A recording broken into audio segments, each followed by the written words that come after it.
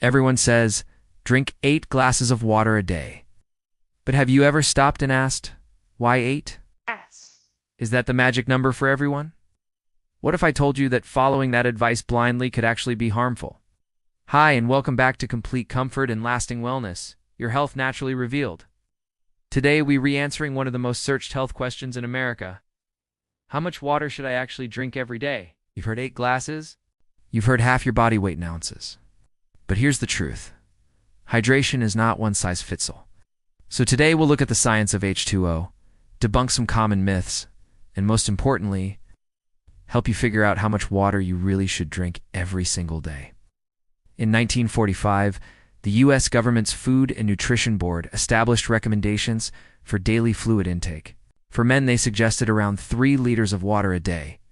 For women, it was 2.2 liters. This translated to 8 8-ounce glasses of water, but people missed a key part of the report. Yes, it said a day's fluid intake for both men and women is largely in the form of water obtained from foods eaten. Meaning the 8 glasses of water rule applied mostly to people who weren't eating enough fruits, vegetables, or other high-moisture foods like soup. And it's been a long time since most Americans ate just 3 meals a day. Our lifestyles have changed, and so have our fluid requirements. First up, your body size matters. Larger bodies carry more water than smaller ones, because water makes up a higher percentage of body weight in people who are leaner or shorter. In fact, men tend to have higher water requirements than women due to body composition.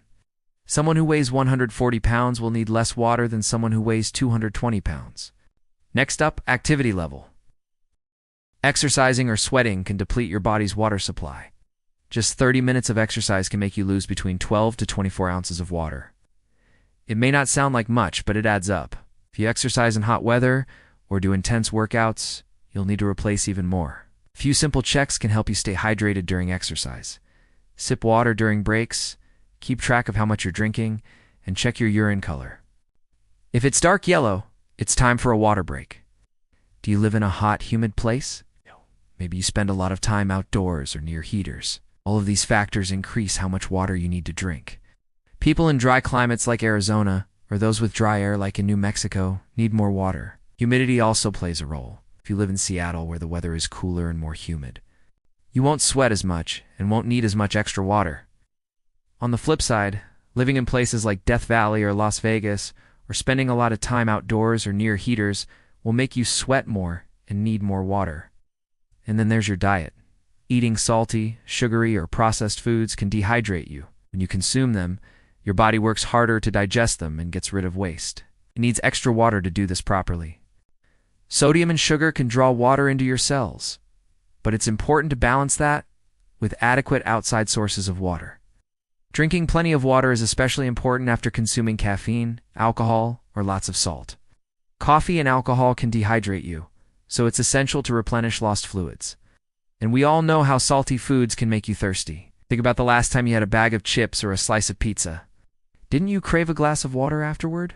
Fruits, veggies, and soups have moisture and electrolytes, which hydrate you naturally. For example, watermelon is 96% water, and cucumbers are 95% water. They're not only refreshing, but also boost your hydration levels without any extra effort. If you're still wondering if you're drinking enough, pay attention to your body's signals. Dark yellow urine is a sign you're not drinking enough water. Other signs include a dry mouth or lips, headaches, fatigue or dizziness, and lightheadedness. These symptoms tell you that your body needs more fluids, and it's trying to say it's thirsty. Before we move on, can you drink too much water? Well, yes. It's called water intoxication or hyponatremia. This happens when you drink a lot of water very fast, diluting the sodium in your blood. Hyponatremia is rare if you're healthy and drink water regularly, but it can be dangerous. Some symptoms include nausea, confusion, and swelling. Severe cases can lead to seizures. So while it's possible to drink too much water, it's uncommon. If you want to know more about this topic, there is an episode linked below. The question of how much water we should drink has been debated for decades. You probably heard different recommendations over the years. We all know that staying hydrated is essential for health, but finding the right amount can be confusing. There are many opinions, but what truly matters is your personal situation. As we discussed, everyone has different needs based on body size, activity level, climate, and diet. So let's look at some practical tips for staying hydrated. When you wake up in the morning, your body is dehydrated. Overnight, you've lost about 1/3 of your total body water through processes like breathing, sweating, and using the bathroom. Drinking a cup or two of water first thing can help rehydrate you and kickstart your metabolism. Drinking water before a meal can also help with digestion. Many people find that having a glass of water before a meal helps stimulate digestion and prevents overeating. It's recommended to drink about 16 ounces of water before a meal. But remember, don't chug it. Allow yourself time to drink it slowly. This can help you feel full and prevent bloating. During exercise, it's crucial to stay hydrated. As we mentioned earlier, you lose fluids through sweat and need to replenish them. However, it's important not to overdo it. Drinking too much water too fast can be dangerous. Aim to sip water during breaks and monitor your urine color. This is a great way to know if you're hydrated. Lastly, consider drinking water before bedtime. This can help prevent nighttime awakenings for bathroom trips. Try to have half a glass of water, but avoid having too much to prevent waking up frequently during the night. Here's something that can help you stay hydrated anywhere, anytime. Get yourself a reusable bottle.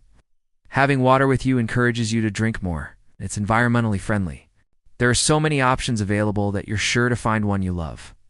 We often think of water as a boring drink, but it doesn't have to be. Infuse it with fruits like lemon, lime, or orange slices, or herbs like mint or basil.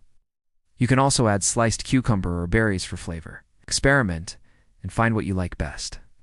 You might even enjoy drinking more water with these fun flavors. Remember, your hydration needs are unique to you.